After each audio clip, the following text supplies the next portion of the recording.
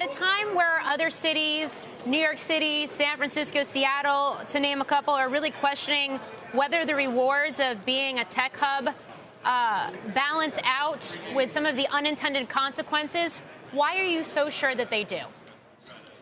Well, I think that the discussion has to be about how you do these things. If these companies were coming in and exacerbating our problems with affordability and mobility, then it would be a significant challenge. But when we talk to companies that are interested in coming to Austin, we lead with that. Our approach to the Amazon HQ competition was very different, I think, than most cities. We also didn't win. But we laid out those challenges because we're not going to exacerbate those problems. We're focusing on companies that are going to do things to bring community benefits and help us. That Apple location, for example, the first real big tenant in an area of about 7,000 acres that we're trying to develop as an alternate or additional downtown center, going to give us contraflow on our urban rail line during peak hours.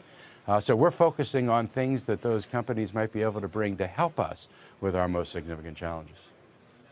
It is a very hyper-competitive environment between states, between cities to lure businesses and the jobs that come with them in. When a city like New York basically does a 180 and questions the deal it struck with Amazon, which results in that company pulling out its HQ2 plans, do you see that as maybe a loss for New York City, but a gain for a city like Austin? Well, you know, our approach to that competition gave rise to those questions earlier in the process. I think that we were already having those discussions that later then happened in New York.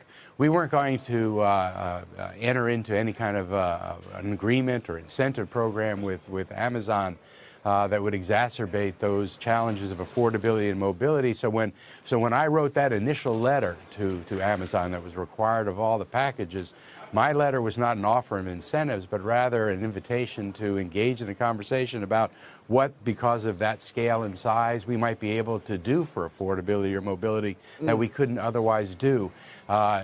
Ultimately, we made through the next round, and some people said we wouldn't because of the letter that I wrote. Ultimately, we obviously didn't win that competition.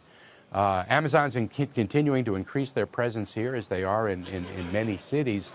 But their most recent announcement of a building, again, went in an area that we're trying to develop a second downtown area, in part to help us with the traffic situation that we have in our city.